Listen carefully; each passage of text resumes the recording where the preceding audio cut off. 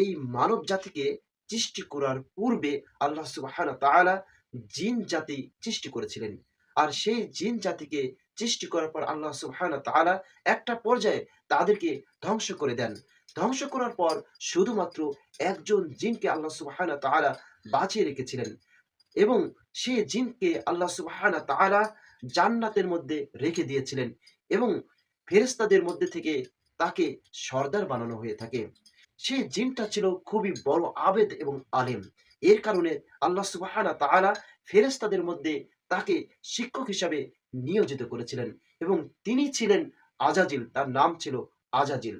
এখন আপনাকে বলতে চাই, আসলে এই আজাজিলটাকে আল্লাহ সুবহানাহু ওয়া তাআলা কেন শয়তান বললেন? যখন মানব জাতি সৃষ্টি করতে চাইলেন আল্লাহ সুবহানাহু ওয়া তাআলা, ফেরেশতারা নিষেধ করলেন, আপনি কি আবার রক্তপাত করবেন? আপনি কি আবার এই মানব জাতিকে সৃষ্টি করে তারা বিশৃঙ্খলা সৃষ্টি করবে?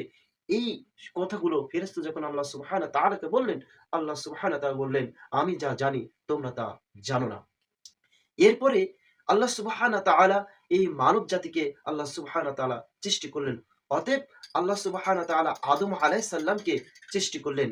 আদম আলাইহিস সালামকে সৃষ্টি করার পর মহান রব্বুল আলামিন ফেরেশতাদেরকে সেজদা করতে বললেন সেই আদম আলাইহিস সালামের কাছে এবং ফেরেশতারা কি করলেন? আদম আলাইহিস সালামকে সেজদা করলেন এবং তার সাথে এই যে আজাজিল, যাকে ফেরেশতাদের সর্দার বলা হয়ে থাকে, তাকেও সেজদা করতে বলা হয়েছিল।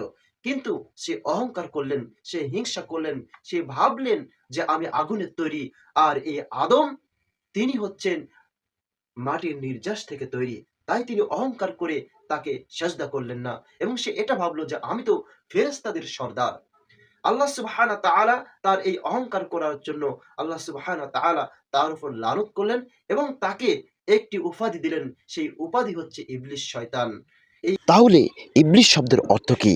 ইবলিস একটি আরবি শব্দ। ইবলিস শব্দের অর্থ অমান্য করা, অবাধ্য হওয়া, চরম অহংকারী বা ধোঁকাবাজ বা যে নিরাশ হয়ে গেছে।